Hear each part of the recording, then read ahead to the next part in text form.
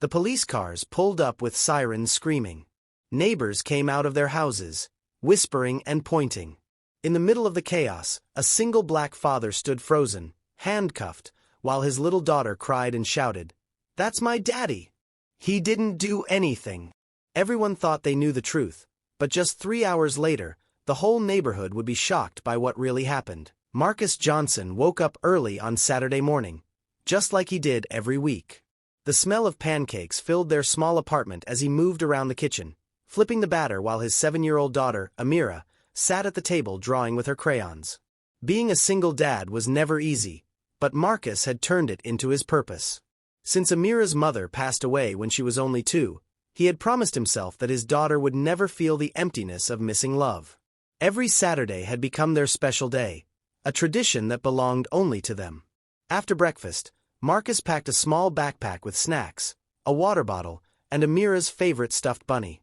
He helped her tie her pink sneakers and braided her hair into 2 neat pigtails. She giggled as he pretended to mess them up, and he laughed, feeling proud of the bond they shared. The sun was shining as they stepped outside, Amira skipping beside her father, holding his hand tightly. Their destination was always the same, the neighborhood park where she loved the swings and the slide.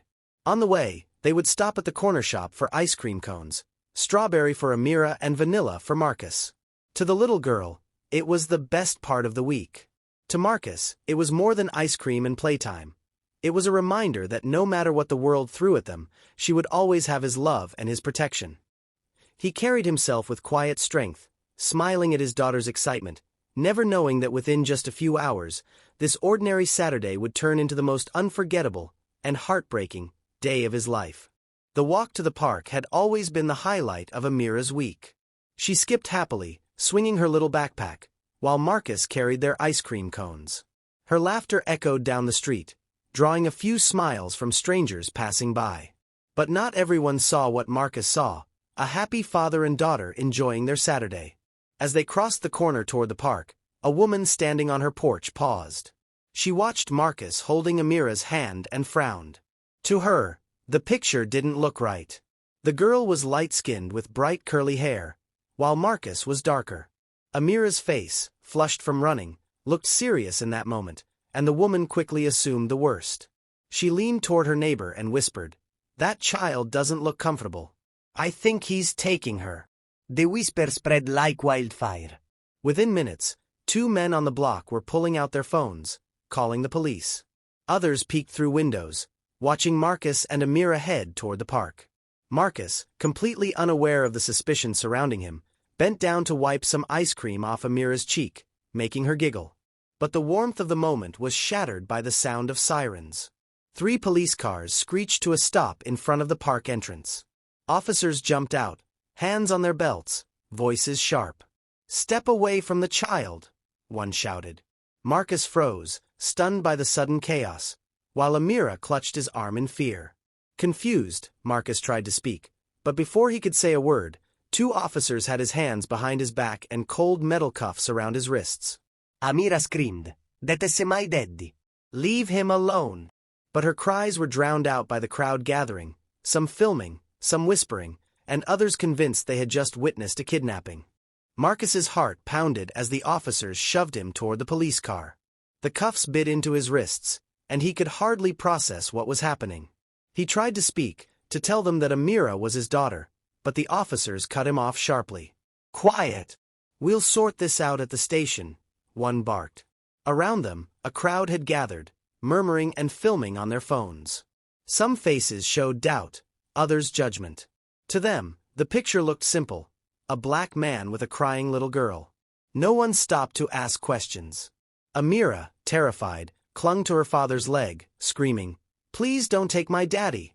He didn't do anything." Tears streamed down her face, but even her desperate cries weren't enough to make the officers pause. Marcus looked down at his daughter, his chest aching, and felt the deepest helplessness he had ever known. He had spent years protecting her, building a safe world where she felt loved, and in seconds, strangers had ripped that security away. He pleaded again, trying to explain. "She's my daughter. Check my wallet, my ID, anything." But the officers only exchanged doubtful looks. One muttered, "We'll see about that," as if Marcus's words were just another excuse. The scene was chaotic, with neighbors whispering that they knew something was off, pointing at Amira's lighter skin, twisting her tears into proof of their assumptions. Marcus's mind raced. He thought of Amira's birth certificate, the family photos at home, the countless nights he had stayed awake rocking her to sleep. None of it seemed to matter now. He wasn't being seen as a father, only as a suspect. For the first time since becoming a dad, Marcus felt powerless, judged not by the love in his heart but by the color of his skin. Hours dragged on inside the small, cold police station. Marcus sat in the corner, wrists sore from the cuffs, his mind replaying Amira's frightened cries. Every time he closed his eyes, he saw her tiny hands reaching for him as the officers pulled him away. He tried again and again to tell them the truth, that he was Amira's father, that this was a mistake, but his words seemed to bounce off the walls. The officers remained unconvinced, treating him like a criminal rather than a parent. Meanwhile, Amira had been taken to a separate room where she kept repeating, through tears, "He's my daddy. Please let me see my daddy." A family friend, Mrs. Williams, who had raised her children in the same building as Marcus, rushed to the station when she heard what had happened. She carried with her a folder of documents Marcus had trusted her to keep safe, Amira's birth certificate, school records with Marcus listed as her guardian, and even a photo album filled with pictures of father and daughter smiling together through the years. When the officers finally opened the folder, silence filled the room. Page after page told a story that needed no words, a devoted father raising his little girl alone. Slowly, the disbelief on their faces shifted to embarrassment. One officer removed Marcus's cuffs and muttered a half-hearted apology, but the damage was already done. Marcus rubbed his wrists, his chest heavy with exhaustion and anger, but the first thing he asked was, "Where is my daughter?" Moments later, Amira came running into the room, throwing herself into her father's arms. Marcus held her tightly, whispering, "It's over now, baby. I've got you." Though free, he knew this day had left a scar on both their hearts, one that no paperwork could erase. That evening, Marcus and Amira walked slowly back through their neighborhood.